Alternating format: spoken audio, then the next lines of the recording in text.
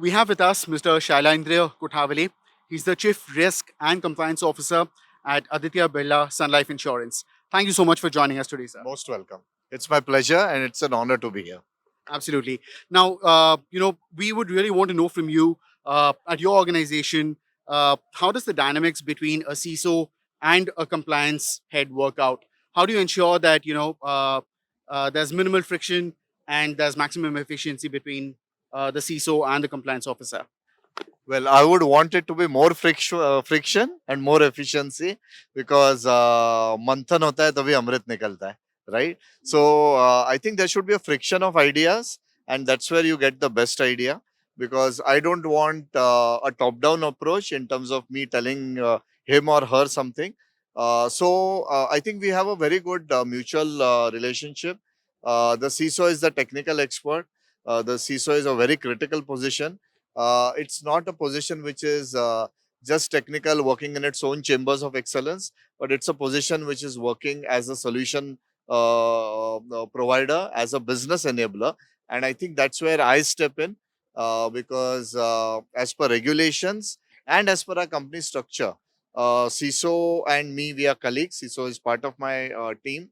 I provide guidance in terms of prioritization, where to focus upon, what's the company strategy, what are the key risks, and the CISO is responsible in terms of building in a good governance plan, a good framework in terms of driving cyber security. And I think we complement with each other.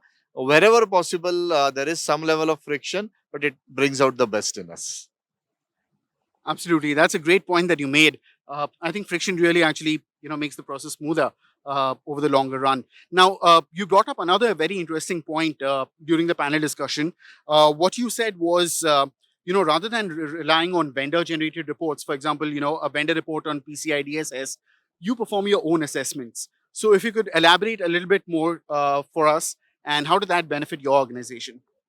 Sure. So, in the panel discussion, I spoke about a false sense of security around cloud security because what we don't see, we don't know. What we don't know, we don't know. We just think we are all okay, like an ostrich in the sand, and thinking things are well managed by them.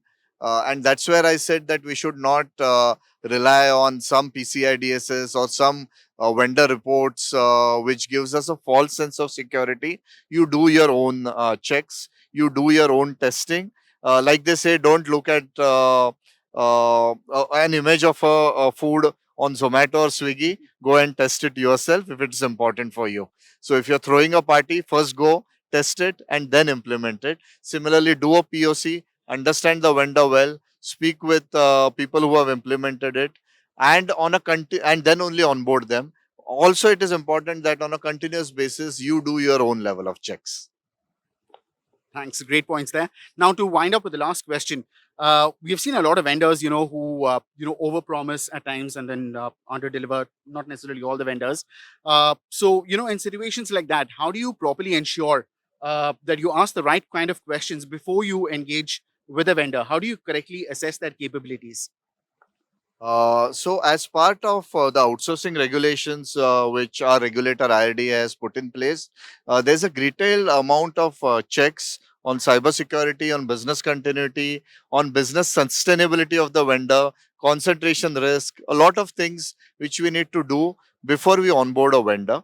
Plus, we have a very strong proactive risk management committee, which actually every critical vendor handling critical data, high value, etc., it goes through an approval of the risk committee, and before that it goes through an approval of the key management persons committee. So there's a great amount of governance before we get anyone in, and sometimes we might be slightly late in terms of onboarding someone, but we are sure, because we want to ensure we tick all the right marks. And that takes place only once you do a very detailed assessment. We have a detailed checklist. We challenge each other, we challenge the vendor, but once we get the vendor in, we embrace them. All right. Thanks so much for that. And Shailendra, I hope you're enjoying the venue. Amritsar is a slightly offbeat destination for tech conferences. How has been your experience so far? And coming back from virtual events to physical events, which one do you prefer? So I have been working, except the first 15 or 20 days of COVID, first wave. So from April 2020, I have been working, I have been attending physical events. So it's not something different for me, but ETCISO is always special because of the warm people, because of the venues you put up. And it's good, it's an offbeat destination because then I don't get distracted. I can spend some time with my fellow colleagues. And Amritsar is a wonderful destination. You have the Golden Temple, you have the wonderful food, the weather's nice, so we are having a good time. And thank you, ETCISO, for that. Well, thanks so much for those compliments. It was great to hear that. That was Mr. Shailendra Kothavale, the Chief Risk and Compliance Officer at Aditya Birla Sun Life Insurance. Best Thank you wishes to again, you. sir. Thank you.